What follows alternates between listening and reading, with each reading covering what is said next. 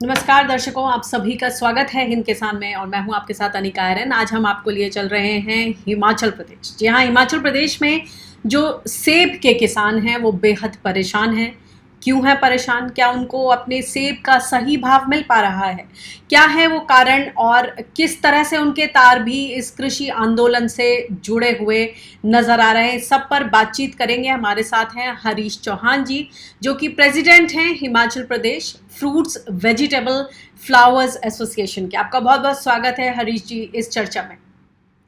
सबसे पहले मेरा यही सवाल कि हिमाचल प्रदेश में माना जा रहा था कि जिस तरह से डिमांड एंड सप्लाई का जो खेल होता है, तो सप्लाई थोड़ी कम हुई है क्योंकि क्रॉप जो है पिछले सालों के मुकाबले कम हुई है, तो उसकी वजह से उन्हें किसानों को अच्छे भाव मिलेंगे। जो सेब उत्पादक हैं उन्हें अच्छे भाव मिलेंगे, मगर यहाँ देख रहे हैं कि वहाँ के किसान मंडी यानी एपीएमसी और जो प्राइवेट जो कंपनियां हैं, सबसे बड़ी कंपनी एग्रो फ्रेश अडानी, उसने अभी हाल ही में अपने भाव खोले हैं। 26 अगस्त से 29 अगस्त तक जो भाव खोले हैं, उससे जो सेब उत्पादक हैं उन्हें बहुत बड़ा झटका लगा है। कहा जा रहा है कि 16 रुपए प्रति किलोग्राम की दर जो है भाव घट गया है पिछले सालों के मुकाबले। कैसे देखते हैं आप इस सिचुएशन को? देखिए, सबसे पहले तो हम हिंद किसान का आपके इस चैनल का धन्यवाद करते हैं। हमेशा हम पूरे देश के साथ साथ हम पहाड़ी राज्यों के किसानों की आवाज भी जो है आप समय समय पर उठाते रहते हैं और देश तक पहुंचाते रहते हैं।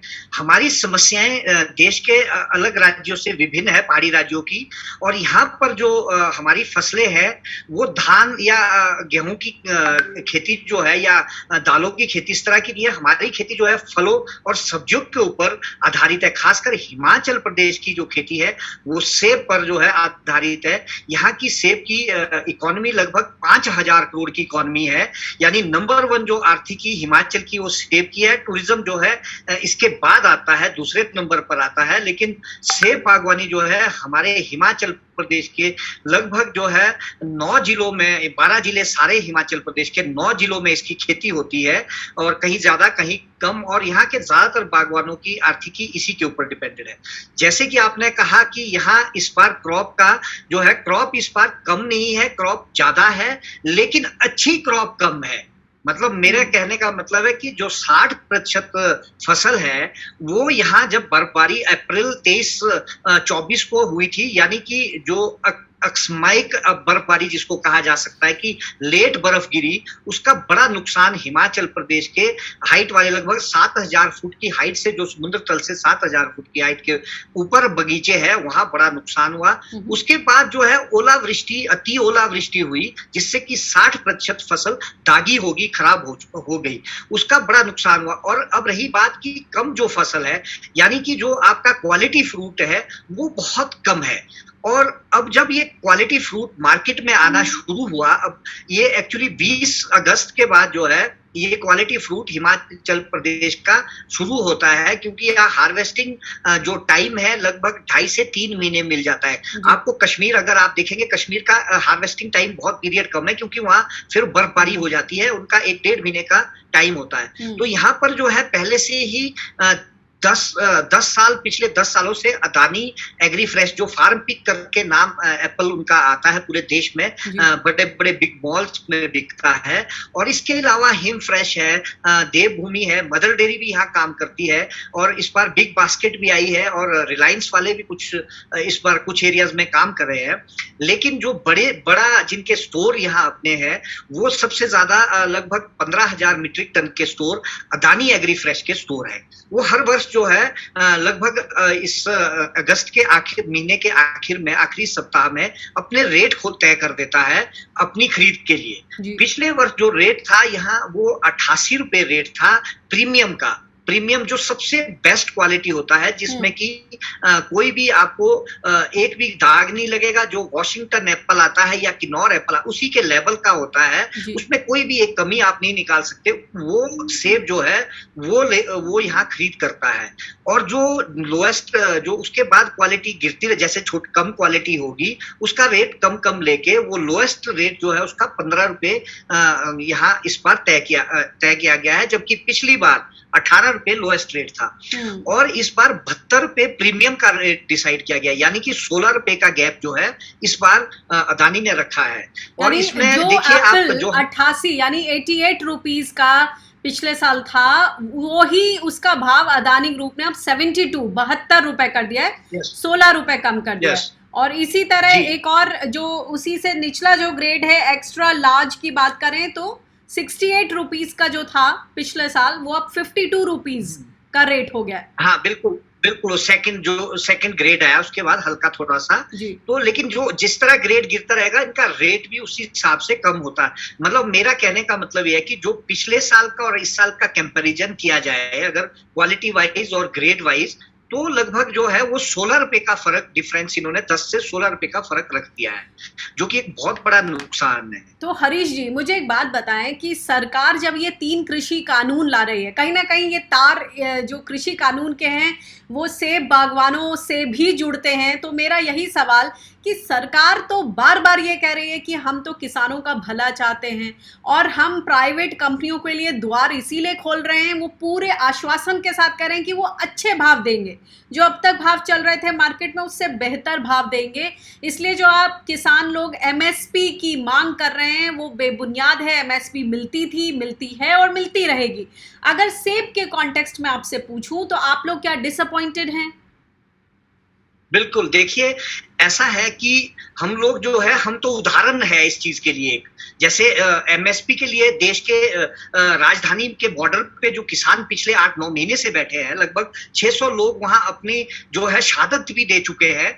तो वहां उस जगह जो है वो समझते हैं कि एमएसपी का मतलब क्या है। न्यूनतम मूल्य जो जब तय होता है तो उससे नीचे जो है वो दाम नहीं लगता। हिमाचल प्रदेश में सेब के लिए MIS है, मंडी इंटरवेंशन स्कीम है, जो 80 के दशक में आई थी, जब सेब एक पेंडेमिक एग्रीकल्चर पेंडेमिक हुई थी। तो उसमें सेंट्रल गवर्नमेंट से आग्रह किया था हिमाचल सरकार ने, उन्होंने MIS चलाया था। उस वक्त तो 1-2 रुपए का रेट था, 9.5 रुपए है, वो भी C ग्रेड के लिए।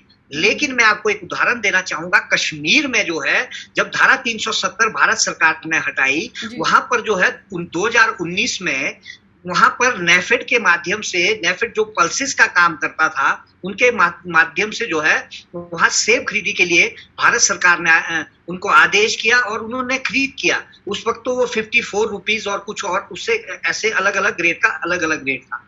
इस बार जो है कश्मीर के फार्मर्स को A ग्रेड का 60 रुपए किलो, B ग्रेड का 54 रुपए किलो और C ग्रेड का 24 रुपए किलो दाम देना तय हो गया है।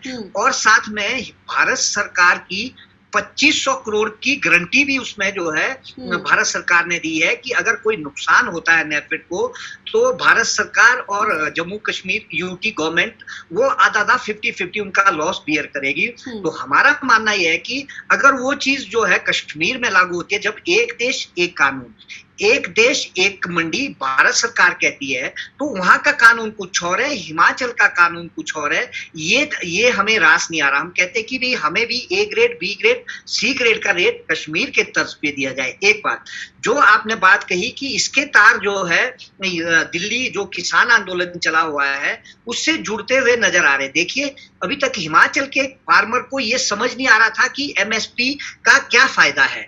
देखिए जो लोग देश में अभी बोल रहे हैं, या मीडिया में आपके ऊपर नहीं कहूंगा, आप तो हमेशा किसानों की आवाज उठा रहे, कुछ मीडिया चैनल्स ऐसे हैं जो देश में सिर्फ इस आंदोलन को केवल पंजाब, हरियाणा और पश्चिम उत्तर प्रदेश तक ही सीमित रख रहे हैं, जबकि इसमें पूरे देश की किसान ऑर्गेनाइजेशन जुड़ी है।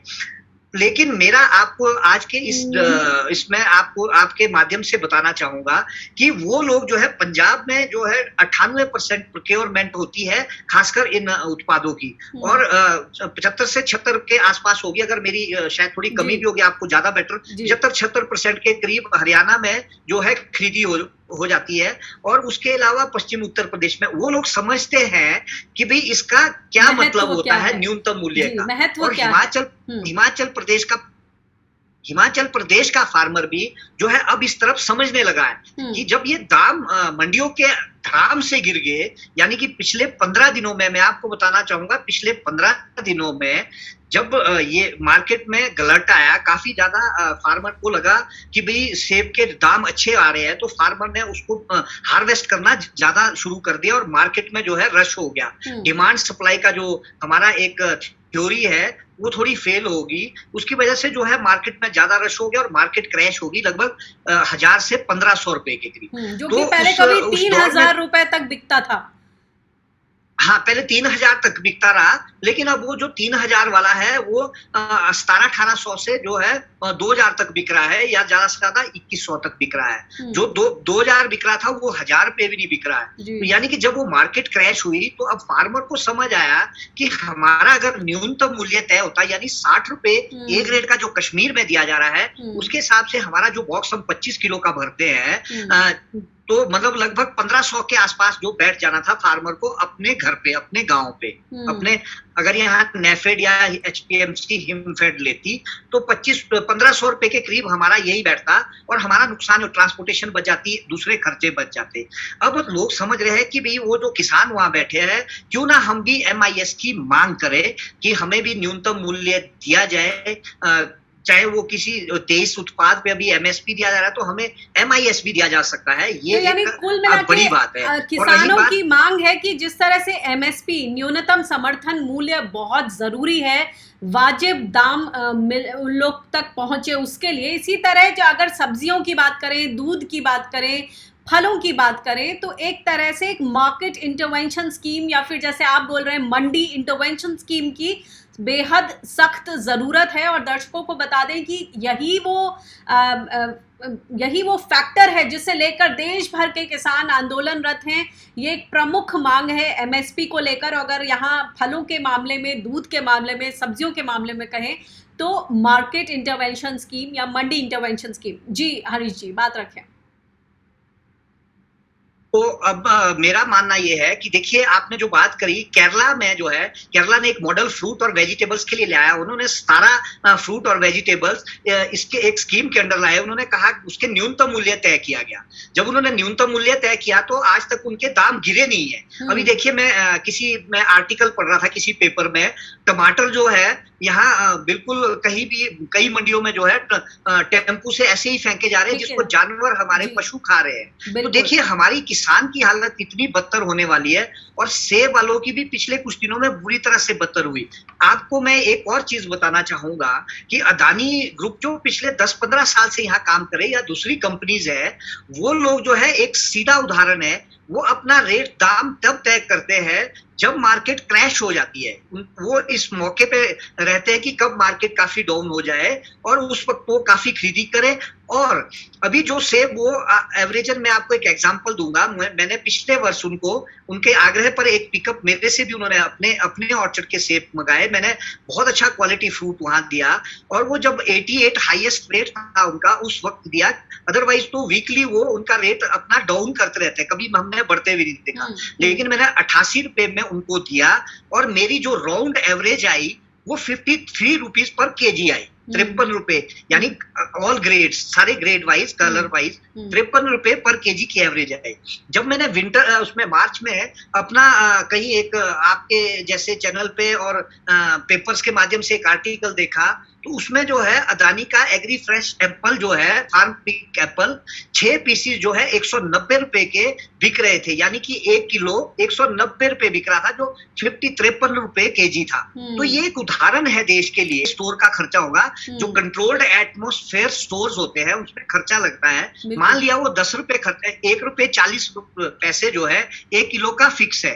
अगर वो 5 महीने या 6 महीने रखते तो 10 रुपए बनता उसका, उनका जो रेंट बनता है। उसके अलावा उनके जो चलो और खर्चे हैं, 20 रुपए हमने लगा दिया, तब भी अगर 30 भी लगाया विद ट्रांसपोर्टेशन, फिर भी वो 90 रुपए के आसपास कॉस्ट बनती है पर केजी। लेकिन वो जब वो मॉल पे जाके बिकता है तब जाके वो 190 रुपए बिकता है वही किलो। उससे क्या है कि हम फार्मर का तो नुकसान है ही है, चलिए हमारे से तो सस्ता खरीद ही रहे, लेकिन जो उपभोक्ता है उसको भी 2 से 3 गुना महंगा जो है वो वहां उपलब्ध हो रहा है। ये समझने की बात है कि किसान जो वहां बॉर्डर पे कह रहे हैं वो भी सही बात कह रहे हैं कि भी इसका फर्क सिर्फ किसान को ही नहीं पड़ने वाला, जो उपभोक्ता देश में है उनको भी सारी चीजों का फर्क पड़ने वाला है, जब अगर हम ये कॉर्पोरेट सेक्टर बहुत के ही हाथ में पूरी तरह से बात चलेंगे। सामने रखी है। ये एक उदाहरण। जी हरीश जी, मैं ये इसी कॉन्टेक्स्ट में समझना चाहूंगी कि क्या आप कोई उदाहरण रख सकते हैं कि ऐसे में सरकार जिस तरह से बड़ी बड़ी कॉरपोरेट कंपनियों को कंट्रोल्ड एनवायरनमेंट के लिए, सीए स्टोर्स के लिए सब्सिडी देती है, आपको क्या लगता है जब एक तरफ सरकार ये नारे देती है कि बी वोकल फॉर लोकल, किसानों को आत्मनिर्भर बनाना है, तो ये दोनों सिचुएशन कैसे एक साथ चल सकती हैं? कॉर्पोरेट्स, बड़ी बड़ी कंपनियों को अगर सब्सिडी दी जा रही है, तो क्या इसी तरह की सब्सिडी गांव में छोटे स्तर पर, जैसे चाइना ने अपने मॉडल किया है, गांव गांव में प्रोसेसिंग यूनिट्स लगाई हैं, इस तरह की जो सब्सिडी है वो क्या किसानों को नहीं मुहैया कराई जा सकती है? क्या है आपके प्रस्ताव? बिल्कुल कराई जा सकती है। देखिए, हिमाचल प्रदेश में जो ये कंपनीज है, यहाँ जो ये जिन्होंने अपने सीए स्टोर्स लगाए हैं, कंट्रोल्ड एटमॉस्फेयर स्टोर्स लगाए हैं, इन्होंने इसमें ग्रेडिंग सॉर्टिंग ऑटोमेटिक मशीन्स भी लगाई है वर्ल्ड लेवल की। यानी जो ग्रेडिंग सॉर्टिंग होती है वो पूरी कंप्यूटराइज्ड होती है, जैसी दुनिया में और जगह होती है। तो उसी तरह हमारा मानना है, यहाँ पर जो है 55 करोड़ रुपए की सब्सिडी नेशनल हॉर्टिकल्चर बोर्ड से, एनएचपी से इनको रिलीज हुई है। इसके एवज में यहाँ पर लगभग 2-3 यूनिट को सिर्फ। और अगर आप, मेरा जो आपका मूल प्रश्न है कि भाई अगर इसका फायदा क्या ये गांव के स्तर पर भी हो सकता है, बिल्कुल हो सकता है। देखिए, हमारा मानना यह है कि हम कॉर्पोरेट के खिलाफ भी नहीं है, कंपटीशन भी होना चाहिए, लेकिन उसके लिए पहले बाकी चीजें व्यवस्थित होनी चाहिए, पूरी तरीके से होनी चाहिए। हम उनके भी, ऐसा नहीं है कि वो उनके खिलाफ ही है पूरी तरह, वो कंपटीशन, हेल्दी कंपटीशन हो। उसके लिए क्या किया जा सकता है? जो ये मान लीजिए हिमाचल प्रदेश में 55 करोड़ की सब्सिडी दी, अगर ये छोटे छोटे गाँव या ब्लॉक्स में दी गई होती, मान लो मेरे गांव में या किसी और ब्लॉक में किसी कोऑपरेटिव के माध्यम से दी गई होती, वहां छोटा सीए स्टोर उनको दे दिया होता, छोटा, जिसमें कि आपके लगभग 5,000 बॉक्सेस या 10,000 बॉक्सेस आते एक गांव के, और उसके साथ ऑटोमेटिक ग्रेडिंग सॉर्टिंग जो मशीन्स आती है वो 25 लाख की कॉस्ट की पड़ती है मिनिमम, छोटे वाली, इनकी तो बहुत बड़ी होती है। तो उसके साथ एक प्रोसेसिंग यूनिट, एक तीन का जो ये ग्रुप अगर बना दिया जाए एक गांव में, चाहे कोऑपरेटिव के माध्यम से हो चाहे इंडिविजुअल हो, उस पे अगर subsidy government of India NHP के माध्यम से दे, उससे क्या होगा? एक तो छोटे छोटे गांव में वहीं के माल का जो सी ग्रेड माल है या बी ग्रेड है वही कंजम्पशन होगा, वो कोई जेली बन जाएगा, कोई एप्पल जूस बन जाएगा, किसी का कुछ भी बन जाएगा, प्रोसेस हो जाएगा और देश के विभिन्न इलाकों में चला जाएगा। उसके साथ एम्प्लॉयमेंट का जो सबसे बड़ा जो देश में एक चैलेंज है वो भी खत्म हो जाएगा। हर गांव में 10 से 15 युवाओं को जो है रोजगार मिल जाएगा, वो एक बड़ी बात होगी देखने वाली। और साथ में हेल्दी कंपटीशन भी होगा, कंपनियों के लिए भी जो है एक कंपटीशन होगा। जैसे कि इस बार गवर्नमेंट ने कहा है कि हमने सीए स्टोर, कोल्ड चेन्स के लिए और आपका जो रेफ्रिजरेटर वैन्स है उसके लिए हमने बहुत सारा पैसा अलॉट किया है। अगर ये पैसा निचले स्तर पर पहुंच जाए, फार्मर के लेवल तक पहुंच जाए, तो वो सबसे अच्छा एक तरीका होगा। अदरवाइज तो वो पैसा जो है इस तरह की बड़ी बड़ी फर्म्स है वो आसानी से ले लेती है। अगर हमने कोई फार्मर जो प्रोड्यूसिंग कंपनीज है, एफपीओस जो बन रहे हैं अब, या कोई कोऑपरेटिव्स है, वो अगर करना चाहे तो उनको इतने कागज फॉलो करने पड़ेंगे या रूल्स फॉलो करने पड़ेंगे, वो इतने बड़े स्तर पे स्टोर्स नहीं लगा सकते, ना ही वो वैसी व्यवस्था कर सकते।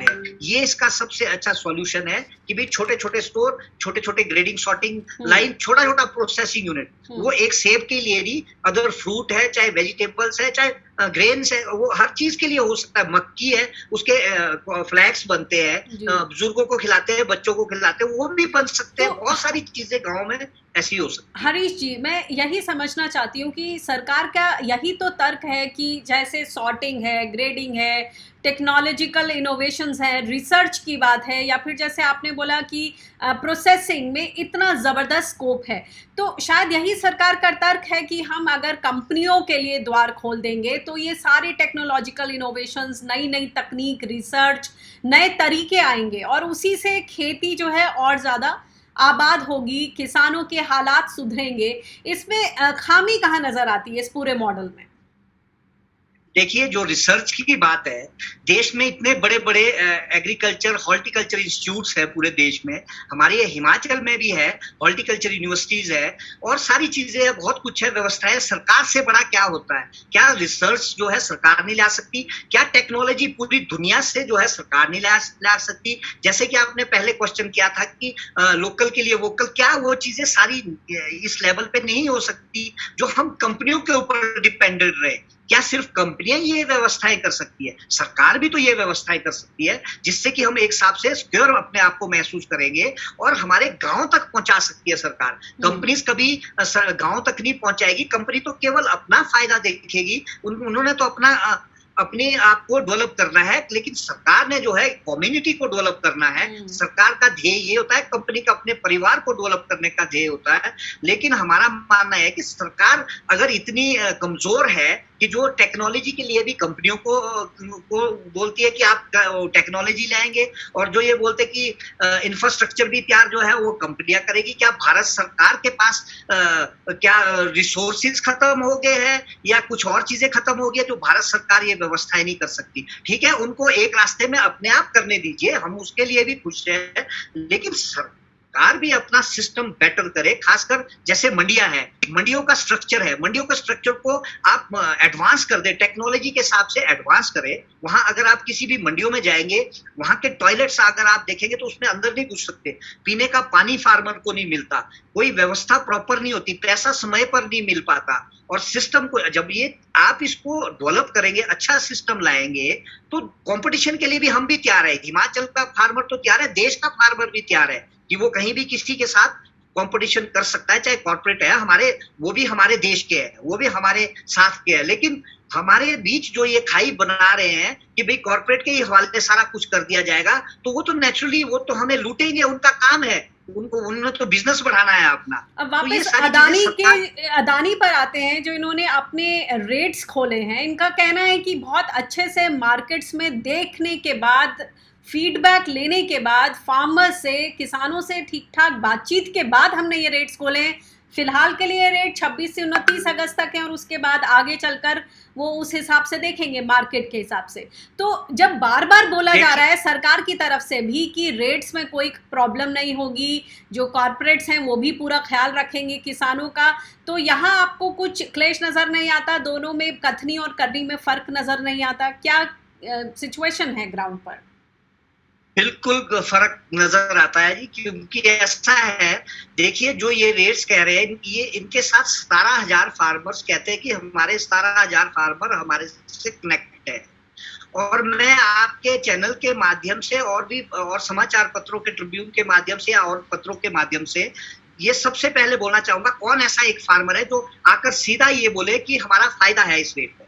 एक भी फार्मर ऐसा नहीं है। ये अपने आप को बचाने के लिए कह रहे हैं। देखिए सिस्टम क्या है, सिस्टम ये है कि जब ये अपने रेट तय करते हैं, दाम तय करते हैं, या ग्रेडिंग शॉर्टिंग का जो इनका बेस है, इनका सिस्टम है, उसको तय करते हैं, उस वक्त के किसी को नहीं बुलाते, ना उसमें कोई गवर्नमेंट एजेंसी उसमें इंटरफेयर कर सकती है, ना ही कोई फार्मर ऑर्गेनाइजेशन या फार्मर, वो भी नहीं कोई इसमें इंटरफेयर करते हैं। जो इनकी अदानी फार्म टेक की कमेटी है, खासकर ये एग्रो सिस्टम देखने वाली, वही दाम तय करती है और वो 2-3 मंडियों के भाव लेती है कि भी उस दिल्ली मंडी में क्या चल रहा है, जो एशिया की हाईएस्ट सबसे बड़ी मंडी है, या पंजाब और चंडीगढ़ की मंडी का क्या हाल है, और जो हिमाचल की लोकल मंडियां है उसके ऊपर एनालाइज करके ये कोई किसी से नहीं पूछते, कोई ना सरकार, ना डिपार्टमेंट ऑफ हॉर्टिकल्चर का कोई इसमें लेना देना होता है, ना सरकार का। ये सब चीजें जो है इन्हीं के हाथ में है, जिसको ये हम लोगों को अब भ्रम फैला रहे हैं कि भी हम लोगों ने 17,000 लोगों हमारे से कनेक्टेड है, उनको पूछा है। ऐसा कुछ नहीं है, ये सारी व्यवस्थाएं बेकार है। हमारा मानना ये है कि इनके ऊपर आपके चैनल के माध्यम से मैं बताना चाहता हूं और सरकार से भी पूछना चाहता हूं कि इनके ऊपर किसका कंट्रोल है, हमें ये बता दिया जाए एक बार। हमें ये नहीं पता कि इनके ऊपर किसका कंट्रोल है। सरकार का हमने पूछा तो कोई कंट्रोल नहीं है, वो तो सिंपल MOU साइन करके बैठ गए अपने वहां। डिपार्टमेंट ऑफ हॉर्टिकल्चर का कोई कंट्रोल नहीं है, ना हम किसी फार्मर ऑर्गेनाइजेशन का कोई कंट्रोल है। तो किसका इनके ऊपर कंट्रोल है ये हमारे को अभी तक पता नहीं है। ये जो इनका कहना है ये बिल्कुल निराधार है और कथनी और करनी में बिल्कुल फर्क है। जी, तो फिलहाल इस चर्चा को यहीं खत्म करना चाहूंगी। आपने कई महत्वपूर्ण मुद्दे सामने रखे हैं, इससे दर्शकों को समझ में आ गया होगा कि हिमाचल प्रदेश में जो सेब के किसान हैं, बागवान हैं, सेब उत्पादक हैं, वो क्यों परेशान हैं, और जो प्राइवेट कंपनी आ रही हैं ईज ऑफ डूइंग बिजनेस के नाम पर, जो सरकार की तरफ से भी बार बार ये नैरेटिव गढ़ा जा रहा है कि बिल्कुल घबराने की ज़रूरत नहीं है, जो सही भाव है, वाजिब भाव है, वो किसानों को मिलेगा। मगर यहाँ ज़मीनी स्तर पर सिचुएशन कुछ उलट नज़र आ रही है। आइए देखते हैं कि अगले कुछ दिनों में किस तरह का ये भावों का उतार चढ़ाव बना रहेगा। फिलहाल जो ये बारीकियां सामने आई हैं इस डिस्कशन के ज़रिए, मैं चाहूँगी कि दर्शक उस पर गौर फरमाएं और ध्यान दें इन सभी डेवलपमेंट्स पर, क्योंकि देश में खेती किसानी के लिए बहुत ही अहम पड़ाव है। 9 महीने हो गए कृषि आंदोलन को चलते चलते बॉर्डर्स पर, और किसानों की जो सबसे प्रमुख मांग है मिनिमम सपोर्ट प्राइस, न्यूनतम समर्थन मूल्य को लेकर, कुछ ऐसी ही मांग है जो बागवान है, फल उत्पादक हैं, दूध उत्पादक हैं, सब्जी उत्पादक हैं, उनकी। अभी चर्चा के बीच में बात हुई कि किस तरह से टमाटर के किसान, यानी जो टॉप प्रायोरिटी जिस स्कीम को दी गई थी, टमेटो, अनियन, पोटैटो, इन तीनों ही फसलों का बहुत बुरा हाल है। किसान जो है भर भर के उनको सड़क पर फेंकने को मजबूर हैं। जो ताज़ा भाव जो मैं भी पढ़ रही थी, टमाटर के 3 रुपए प्रति किलो की दर पर वो फेंके जा रहे हैं, वो बिक रहे हैं मंडियों में उससे भी कम भाव पर, और जो उपभोक्ता है वो उसको उससे कई गुना, 2 गुना, 3 गुना भाव पर खरीद रहे हैं। तो यही है क्रक्स, और हम उम्मीद करते हैं कि आपको ये चर्चा पसंद आई होगी। अगर इसी तरह की और चर्चाएं आप सुनना चाहते हैं तो हमारे चैनल हिंद किसान को अपना प्यार दीजिए और अपना साथ दीजिए। ये फेसबुक और यूट्यूब पर मौजूद है, और अपने कमेंट बॉक्स में लिख दीजिए। फिलहाल के लिए मुझे दीजिए इजाज़त। नमस्कार।